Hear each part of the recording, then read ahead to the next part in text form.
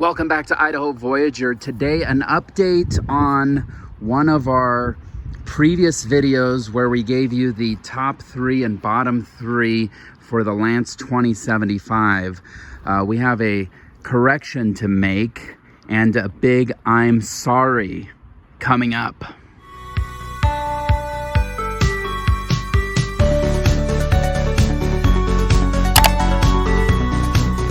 Okay folks, so our previous video, the top 3 and bottom 3 for the Lance 2075, you can see the link on the top right hand corner of your video.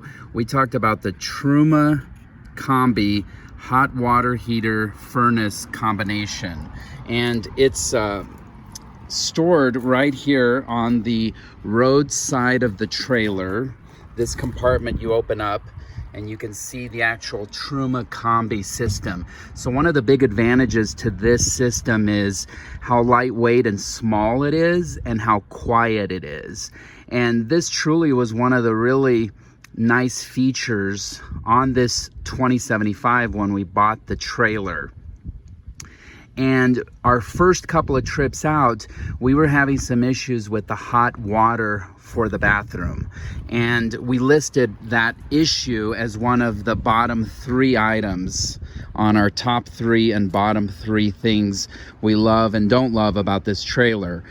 Well, this video is here to correct the record. We're here on the inside of the trailer, and this Truma system, the real nice thing about it is the furnace aspect, because it is super whisper quiet and it keeps the heat evenly distributed, and it's not like a traditional RV or a more typical RV where you have the furnace blast on and off pretty regularly and it's really loud.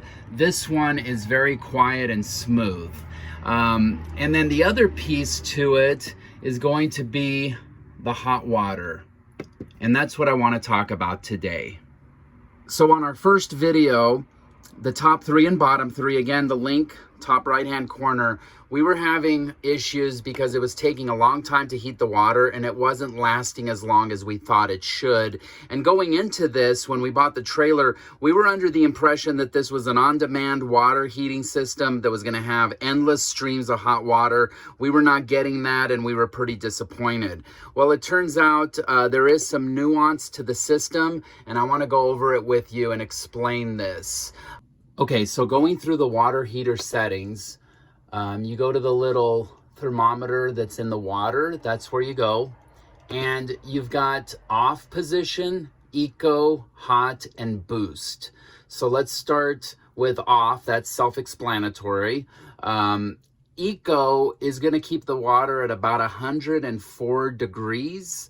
And so that's if you want water to wash dishes, but don't need to have it that hot and don't need to have it hot for that long.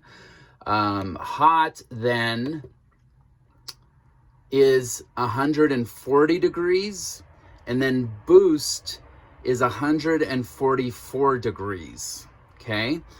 Now the other piece to this is you have to pick what type of energy you want to use, and this is kind of where we were not quite dialed in the way we should be. So basically you have the choice of only gas, and you can see the bottle at the top is the icon if you're just using propane.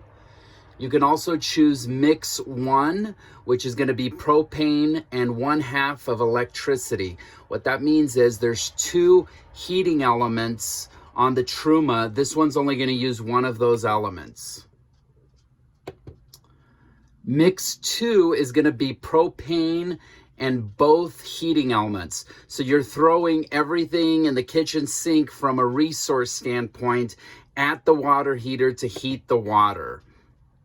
Okay? And then electric 1 is only using 1 element, electric 2 using 2 elements. So here's the bottom line. For an amazing shower, we go to boost, and then you put it on mix 2, which is propane with both heating elements, and that's going to maximize every ounce of energy in the trailer and apply it to the hot water heater with the Truma. And we have found under this setting, it takes about 10 minutes maybe to heat the water up from a dead start. And once it's hot, we have noticed that we can go ahead and take a really nice hot shower. And my wife has taken a longer shower. I mean, she's not in there for 30 minutes, but she's been able to take a comfortable shower without rushing and not run out of hot water.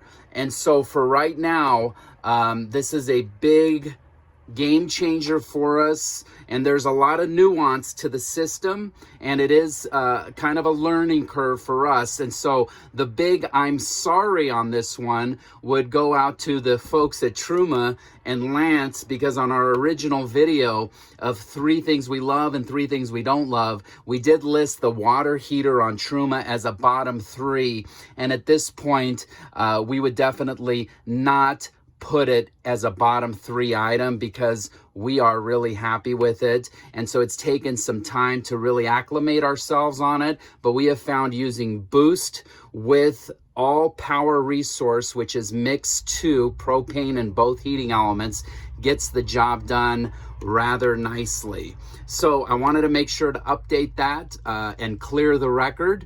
And that's going to do it for this episode. If you have any questions on this, leave a comment. Happy to respond. And if you have an experience with Truma that you'd like to share, leave that as well, as I'd love to hear your experiences with the Truma Combi furnace and hot water heater. That'll do it for now. Thanks for joining us here on Idaho Voyager.